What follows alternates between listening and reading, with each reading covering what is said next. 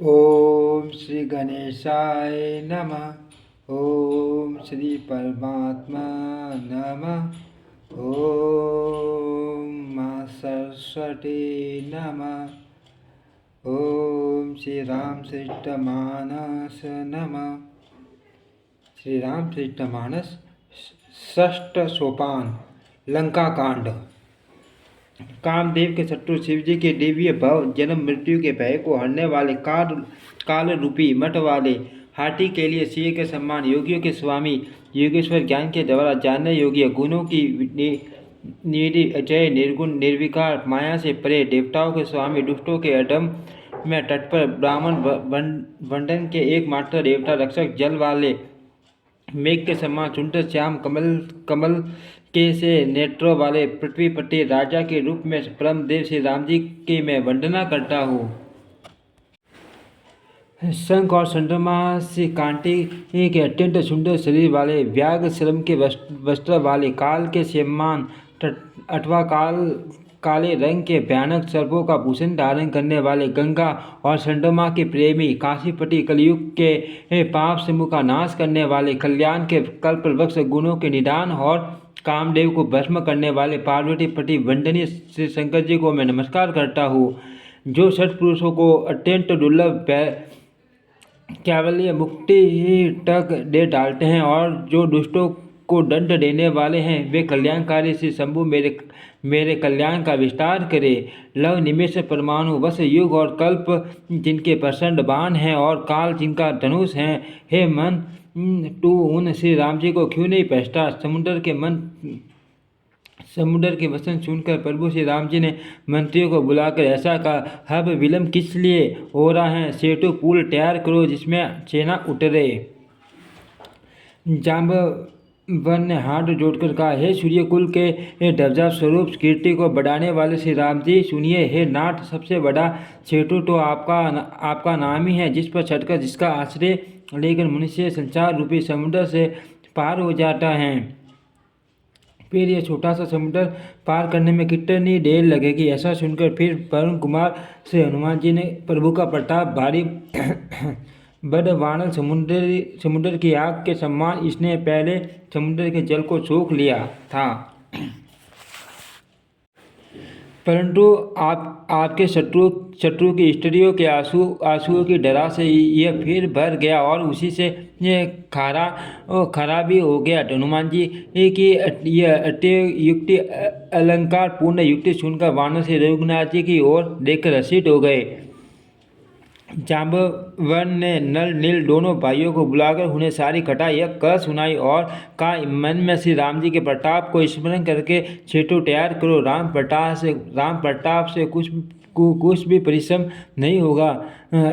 फिर वानरों के समूह को बुला लिया और कहा, आप सब लोग मेरी कुछ विनती सुनिए, अपने हृदय में श्री राम जी के चरण कमलों को धारण कर लीजिए और सब भालू और वानर एक खेल कीजिए। विकट वानरों के समूह आप दौड़ जाइए और वृक्षों तथा पर्वतों के समूह को उखाड़ लाइए। यह सुनकर वानर और भालू हुंकार करके और श्री रघुनाथ जी के प्रताप समूह की अथवा प्रताप के पुंज श्री राम जी की जय पुकारते हुए चले। बहुत ऊंचे ऊंचे पर्वतों और वृक्षों को खेल की तरह ही उखाड़ कर उठा लेते हैं और ला कर नल नील को देते हैं। वे अच्छी तरह गढ़कर सुंदर सेतु बनाते हैं। वानर बड़े बड़े पहाड़ ला कर देते हैं और नल नील उन्हें गेंद की तरह ले लेते हैं। सेतु की अत्यंत सुंदर रचना देखकर कृपा सिंधु श्री राम जी हंसकर वचन बोले,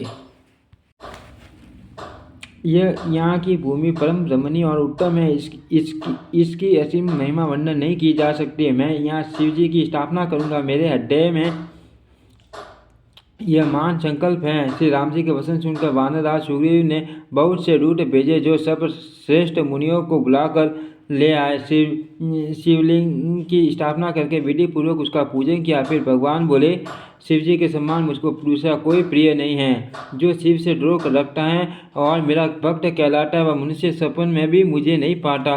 शंकर जी से विमुख होकर विरोध करके जो मेरी भक्ति चाहता है, वह नरकगामी मूर्ख और अल्प बुद्धि है। जिनको शंकर जी प्रिय हैं, परंतु जो मेरे द्रोही हैं एवं जो शिव जी के द्रोही हैं और मेरे दास बनना चाहते हैं वे मनुष्य कल भर घोर नरक में निवास करते हैं। जो मनुष्य मेरे स्थापित किए हुए इन रामेश्वर जी का दर्शन करेंगे वे शरीर छोड़कर मेरे लोक को जाएंगे, और जो गंगा जल लाकर इन पर चढ़ावेगा वह मनुष्य सायुज्य मुक्ति पावेगा, अर्थात मेरे साथ एक हो जाएगा। जो सल छोड़कर और निष्काम होकर श्री रामेश्वर जी की सेवा करेंगे उन्हें शंकर जी मेरी भक्ति देंगे, और जो मेरे बनाए सेतु का दर्शन करेगा वह बिना ही परिश्रम संसार रूपी समुद्र से तर जाएगा।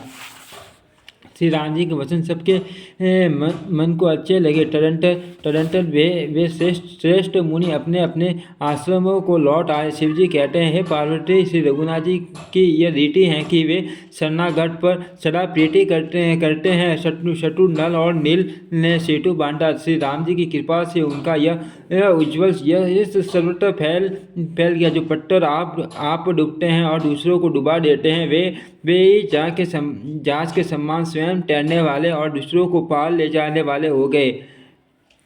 यह न तो समुद्र की महिमा वर्णन की गई है, न पत्थरों का गुण और न वानरों की कोई करामात है। श्री रघुवीर के प्रताप से पत्थर भी समुद्र पर तैर गए। ऐसे श्री राम जी को छोड़कर जो किसी दूसरे स्वामी को जाकर बसते हैं वे निश्चय ही मंद बुद्धि हैं। नल नील ने सेतु बांधकर उसे बहुत मजबूत बनाया। देखने पर वह कृपा निदान श्री राम जी के मन को बहुत ही अच्छा लगा। सेना चली जिसका कुछ वर्णन नहीं हो सकता। योद्धा वानरों के समुदाय गरज रहे हैं। कृपालु श्री रघुनाथ जी सेतु बन के तट पर चढ़कर समुद्र का विस्तार देखने लगे।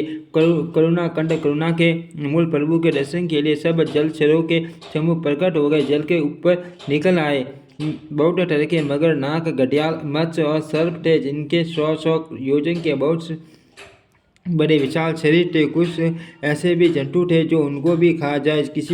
किसी के डर से तो वे भी डर रहे थे। वे सब वैर विरोध भूलकर प्रभु के दर्शन कर रहे हैं, हटाने से भी नहीं हटते। सबके मन हर्षित हैं, सब सुखी हो गए। उनकी आर्त के कारण जल नहीं दिखाई पड़ता। वे सब भगवान का रूप देखकर आनंद और प्रेम में मगन हो गए।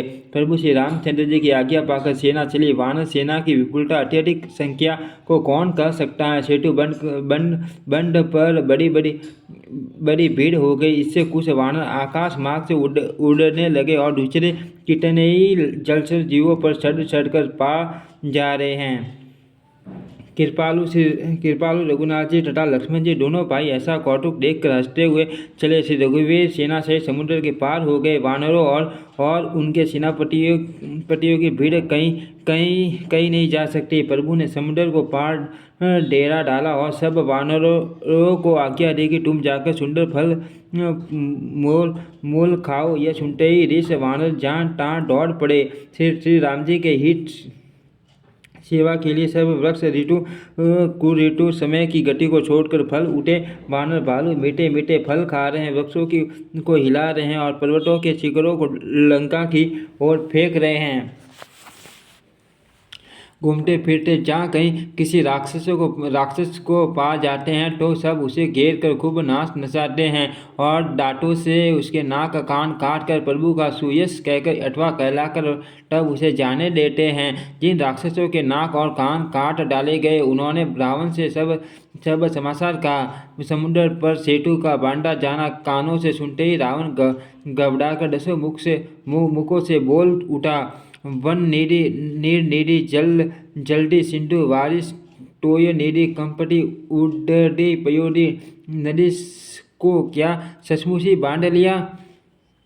फिर अपनी व्याकुलता को समझकर ऊपर से हंसता हुआ भय को भुलाकर रावण महल को गया। जब मंडोदरी ने सुना कि प्रभु श्री राम जी आ गए और उन्होंने खेल में ही समुद्र को बंधवा लिया है तब वह हाथ पकड़कर पति को अपने महल में लाकर परम मनोहर वाणी बोली। चरणों में सिर नवाकर उसने अपना आंचल पसारा और कहा, हे प्रियतम, क्रोध त्याग कर मेरा वचन सुनिए। हे नाथ, वैर उसी के साथ करना चाहिए जिससे बुद्धि और बल के द्वारा जीत सके। आप में और श्री रघुनाथ जी में निश्चय ही कैसा अंतर है, जैसा जुगनू और सूर्य में।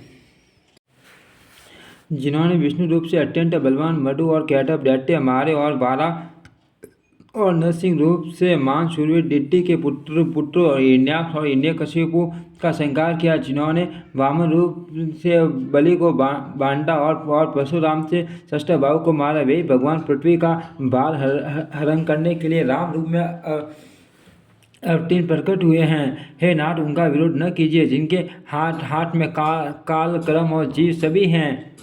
श्री राम जी के शरण कमलों में सिर नवाकर उनकी शरण में जाकर उनको जानकी जी सौंप दीजिए और आप पुत्रों को राज्य देकर वन में जाकर श्री रघुनाथ जी का भजन कीजिए। हे नाथ, श्री रघुनाथ जी तो दीनों पर दया करने वाले, सम्मुख शरण जाने पर तो बाघ भी नहीं खाता। आपको जो कुछ करना चाहिए था वह सब आप कर चुके। आपने देवता, राक्षस तथा शहर असर सभी को जीत लिया। हे 10 मुख संत जन, ऐसी नीति कहते हैं कि छोटेपन बुढ़ापे में राजा को वन में चला जाना चाहिए। हे स्वामी, वहाँ वन में आप उनका भजन कीजिए जो सृष्टि के रचने वाले, पालने वाले और संहार करने वाले हैं। हे नाथ, आप विषयों की सारी ममता छोड़कर उन्हीं चन्ना गढ़ पर प्रेम करने वाले भगवान का भजन कीजिए, जिनके लिए श्रेष्ठ मुनि साधन करते हैं और राजा राज्य छोड़कर वैरागी हो जाते हैं। वही कौशलाधीश श्री रघुनाथ जी आप पर दया करने आए हैं। हे प्रियतम, यदि आप मेरी सीख मान लेंगे तो आपका अत्यंत पवित्र और सुंदर यश तीनों लोकों में फैल जाएगा। ऐसा कहकर नेत्रों में करुणा का जल भरकर और पति के शरण पकड़कर कांपते हुए शरीर से मंडोदरी ने कहा, हे नाथ, श्री रघुनाथ जी का भजन कीजिए जिससे मेरा सुहाग असल हो जाए। तब रावण ने मंडोदरी को उठाया और वह दुष्ट उससे अपनी प्रभुता कहने लगा, हे प्रिय सुन, तूने व्यर्थ ही भय मान रखा है। बता तो, जगत में मेरे समान योद्धा हैं कौन? वरुण, कुबेर, पवन, यमराज आदि सभी दिक्पालों को तथा काल को भी मैंने अपनी भुजाओं के बल से जीत रखा है। देवता, दानव और मनुष्य सभी मेरे वश में है। फिर तुझको ये भय किस कारण उत्पन्न हो गया? मंडोदरी ने उसे बहुत तरह से समझाकर कहा, किंतु रावण ने उसकी एक भी बात न सुनी और वह फिर सभा में जाकर बैठ गया। मंडोदरी ने हृदय में ऐसा जान लिया कि काल के वश होने से पति को अभिमान हो गया है। सभा में आकर उसने मंत्रियों से पूछा कि शत्रु के साथ किस प्रकार से युद्ध करना होगा। मंत्री कहने लगे, हे राक्षसों के नाथ, हे प्रभु, सुनिए, आप बार बार क्यों पूछते हैं? कहिए तो, ऐसा कौन सा बड़ा भय है जिसका विचार किया जाए? भय की बात ही क्या है? मनुष्य और वानर भालू तो हमारे भोजन की सामग्री हैं। कानों से सबके वचन सुनकर रावण का पुत्र पृष्ठ हाथ जोड़कर कहने लगा, हे प्रभु, नीति के विरुद्ध कुछ भी नहीं करना चाहिए। मंत्रियों में बहुत ही थोड़ी बुद्धि है। हे ये सभी मूर्ख खुशामदी मंत्री ठकुर सुआटी मुँह देखी कह रहे हैं। हे नाथ, इस प्रकार की बातों से पूरा नहीं पड़ेगा। एक ही बंदर समुद्र लांग कर आया था, उसकी चरित्र सब लोग हब भी मन ही मन गाया करते हैं। स्मरण क्या करते हैं? उस समय तुम लोगों में से किसी को भूख न थी। बंदर तो तुम्हारा भोजन ही है। फिर नगर जिलाते समय उसे पकड़ कर क्यों नहीं खा लिया? इन मंत्रियों ने स्वामी आपको ऐसी सम्मति सुनाई है जो सुनने में अच्छी है, पर जिससे आगे चलकर दुख पाना होगा। जिसने खेल में समुद्र बंदा लिया और जो सेना सहित सुबेल पर्वत पर आ उतरा है। हे भाई, कहो वह मनुष्य हैं जिसे कहते हो कि हम खा लेंगे? सब गाल फुलाकर पागलों की तरह वचन कह रहे हैं। हे तात, मेरे वचन को बहुत आदर से, बड़े गौर से सुनिए। मुझे मन में कायर न समझ लीजिएगा। जगत में ऐसे मनुष्य झुंड के झुंड बहुत अधिक हैं जो प्यारी मुंह पर मीठी लगने वाली बात ही सुनते हैं और कहते हैं, हे प्रभु, सुनने में कठोर परंतु परिणाम में परम हितकारी वचन जो सुनते हैं और कहते हैं, वे मनुष्य बहुत ही थोड़े हैं। नीति सुनिए, उसके अनुसार पहले दूत भेजिए और फिर चीता को देकर श्री राम जी से प्रीति मेल कर लीजिए। यदि वे स्त्री पाकर लौट जाए तब तो व्यर्थ झगड़ा न बढ़ाइए, नहीं तो यदि न फिरे तो हे तात, सम्मुख युद्ध भूमि में उनसे हठपूर्वक डटकर मार काट कीजिए। हे प्रभु, यदि आप मेरी यह सम्मति मानेंगे तो जगत में दोनों ही प्रकार से आपका सुयश होगा। रावण ने गुस्से में भरकर पुत्र से कहा, अरे मूर्ख, तुझे ऐसी बुद्धि किसने सिखाई? अभी से हृदय में संदेह भय हो रहा है। हे पुत्र, तू तो हे पुत्र, तू तो बासी की जड़ में गमोई हुआ, तू मेरे वंश के अनुकूल या अनुरूप नहीं हुआ। पिता की अत्यंत घोर और कठोर वाणी सुनकर पृष्ठ ये करे वसन कहता हुआ घर को चला गया। हीट की सलाह आपको कैसे नहीं लगती, आप पर कैसे असर नहीं करती, जैसे मृत्यु के वश हुए रोगी को दवा नहीं लगती। संध्या का समय जानकर रावण अपनी विश्व भुजाओं को देखता हुआ महल को चला। लंका की चोटी पर एक अत्यंत विचित्र महल था, जहाँ नाच गान का अखाड़ा जमता था। रावण उस महल में जाकर बैठ गया। किन्नर उसके गुण समूह को गाने लगे। ताल करताल पंका वश मृदंग और वीणा बज रहे हैं। नृत्य में प्रवीण अप्सराएं नाच रही हैं।